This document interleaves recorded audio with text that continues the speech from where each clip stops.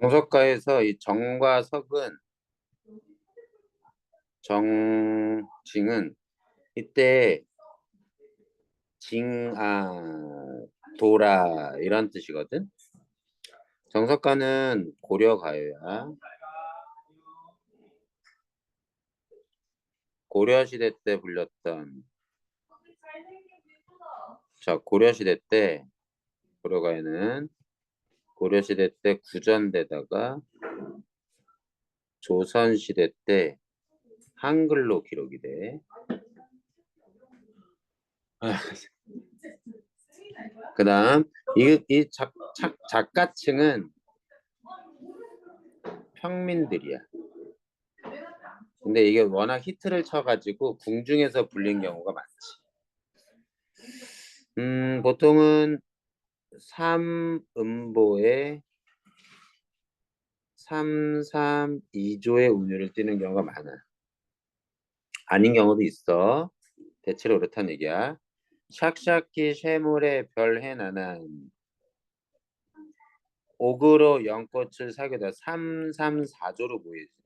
대체로. 근데 꼭 그렇게 유지되는 건 아니고 삼음보로 대체로 입힌다.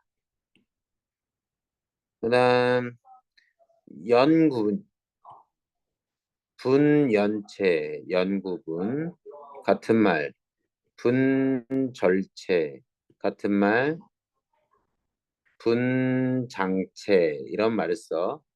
1연, 2연, 3연, 1절, 2절, 3절, 1장, 2장, 3장 이런 식의 구분이 있다는 얘기야. 연구분이. 그 다음 후렴구가 있지. 후렴구는 보통 의미가 없고요. 연구분을 해주고 전체 작품의 통일성을 부여하고 운율을 형성하지. 의미는 딱히 두드러진 의미는 없습니다. 이런 형식상의 특징이 있다. 여기는 근데 전체적으로 저거는 잘 보이지 않아. 요게 후렴구는 아닌데 후렴구처럼 계속 반복돼. 이렇게. 자, 징을 치고 돌로 만든 악기를 치는 소리를 의성어한. 자, 악기 소리의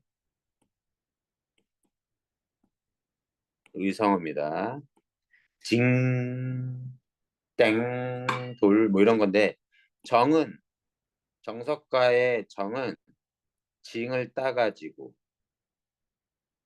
석은 돌을 따가지고 이름을 붙인 거야. 돌석자. 징은 정은 징이라는 소리를 흉내낸 한자. 잠깐 녹화되고 있나? 아까 도산식으로 녹화시켰어야 했는데. 징아 돌아 학교 연주하면서 지금 계십니다. 이게 무슨 뜻이냐? 누가 지금 계시는 건데 여기다 써야지. 이렇게 써야 되나? 누가 뛰어난 임금께서 지금 계십니다. 이 1연은 뭐냐면 전체 내용과 좀 어긋나서 1연은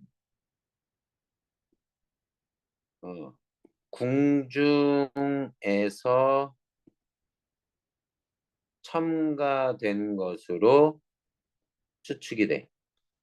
그래서 임금님 앞에 공연할 때 뛰어난 임금님 지금 계십니다 하면서 임금님한테 아부하는 내용인 거죠. 반복. 천황성대는 무슨 뜻이냐면 태평성대에서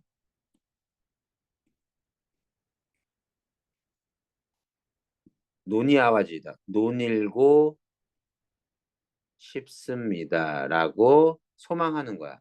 임금님, 뛰어난 임금님이 눈앞에 당신한 뛰어난 임금님이 있으니까 당신으로 인해 우리는 태평성대에 놀고 싶습니다라고 해서 태평성대에 놀고 싶은 마음을 임금을 칭찬하면서 얘기하는 거예요. 자, 삭삭기 세몰의 나난 이게 무슨 뜻이냐? 삭삭기는 바삭바삭한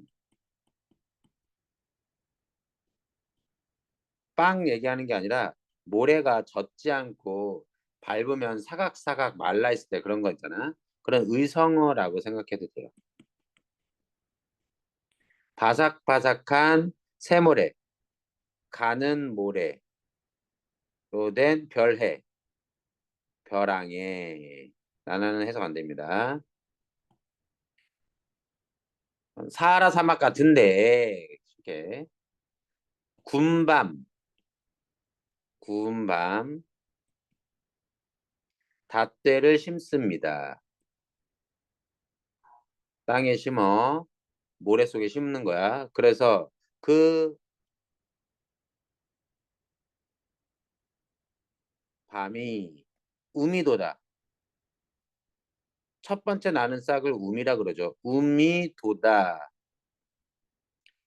싹이 나야 덕이 많으신 임과 여의하다. 여의다는 이별하다는 뜻이에요. 이별하고 싶습니다. 이런 뜻입니다. 자, 말이 좀 복잡하지만 이렇게 생각해 보죠. 아니, 군밤을 이미 익혀놓은 밤은 땅에 심어. 그것도 모래 속에 심어. 비옥한 땅도 아니고 기름진 땅도 아니고 모래 속에 군밤을 심는다고 해서 물 아무리 줘봤자 군밤에서 싹이 납니까? 싹이 날 리가 없죠. 그지? 여기 임과 이별하고 싶대. 실제로는 뭐야?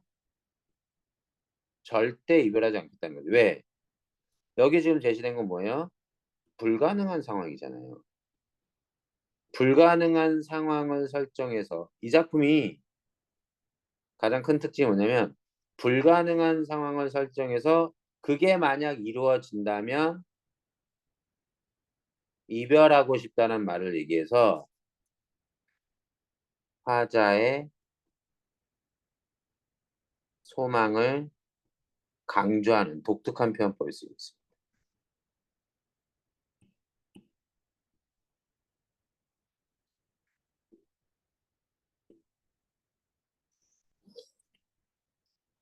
그래서 여기 이연의 소재는 군밤입니다. 군밤 알이 심어도 싹 나을 리가 없죠. 그래서 이거는 반어적이에요. 겉으로 표현은 뭐야? 임과 이별할래요. 하지만 이별할 수 있습니까? 이별하겠다는 얘기입니까? 절대 이별하지 않겠단 말입니다. 자, 옥으로 연꽃을 새깁니다. 새긴다는 건 조각한다는 얘기예요.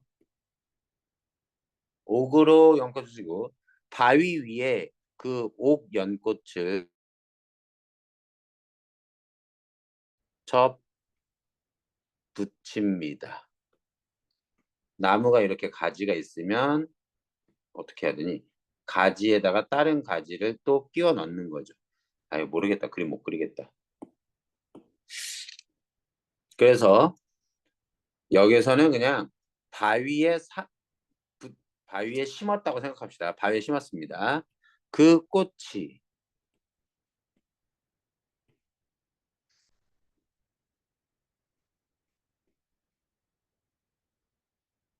삼동 한 세 묶음의 꽃다발이 피어야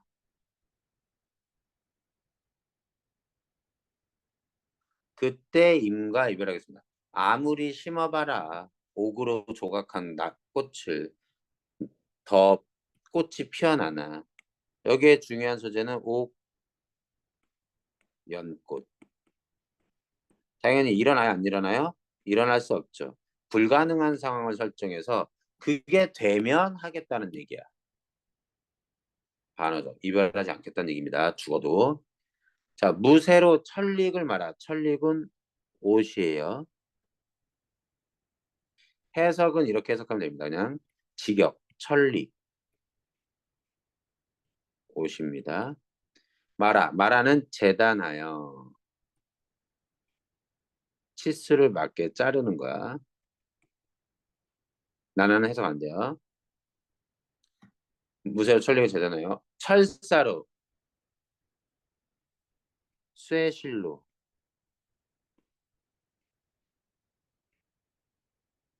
주름 박습니다. 옷을 만드는 거야. 무쇠로 옷을 만들어서 꿰매가지고 철사줄로 그냥 실로 안 될 거 아니야. 옷을 만들고 그랬을 때 그 옷이 다 낡아서 헐어야 낡아 떨어져야 그때서야 인과 이별하겠대. 무쇠로 만든 옷이 헐 리가 있겠습니까?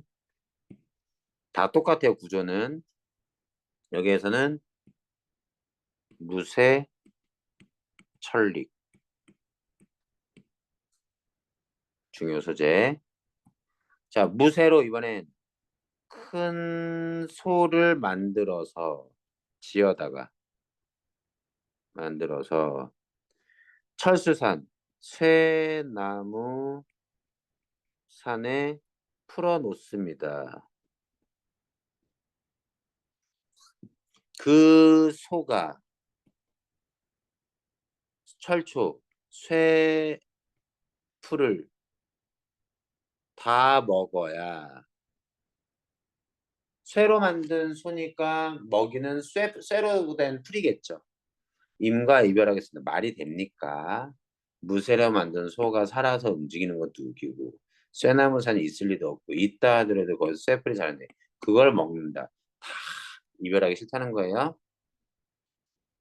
자, 마지막 요 연은 구조가 좀 다르죠? 반복은 똑같은데 구슬이 바위에 이때 구슬은 구슬 목걸이로 이해하는 게 좀 좋아요. 지신들, 떨어진들, 긴, 끈이야, 그치리까, 끊어지겠습니까? 서리법. 안 끊어진다는 얘기야. 지문에 천년을, 지문은 천, 외로이, 여신달, 살아간들, 신, 믿음이야. 끊어지겠습니까? 얘도 서리. 구조가 어떠냐면 이런 겁니다. 구슬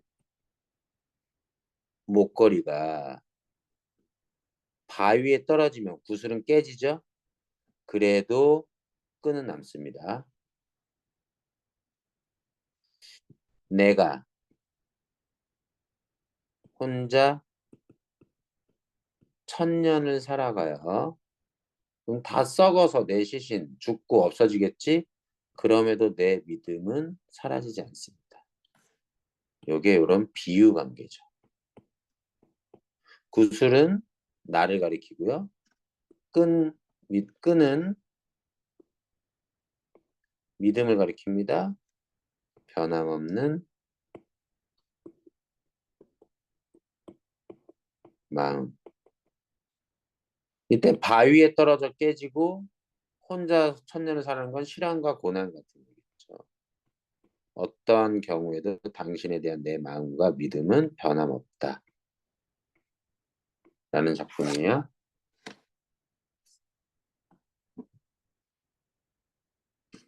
답은 이거네요. 가정적 상황을 반복하죠. 이거 새겨서 군밤을 심어서 싹이 낳는다면 하겠다. 가정. 목연껏 무쇠천리, 여긴 무쇠소.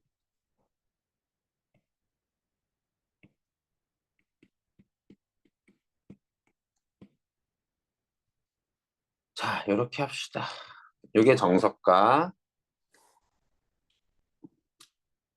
그 정도 봐주면 될 것 같아요. 여기까지. 아이고, 소율아 오늘 고생했다.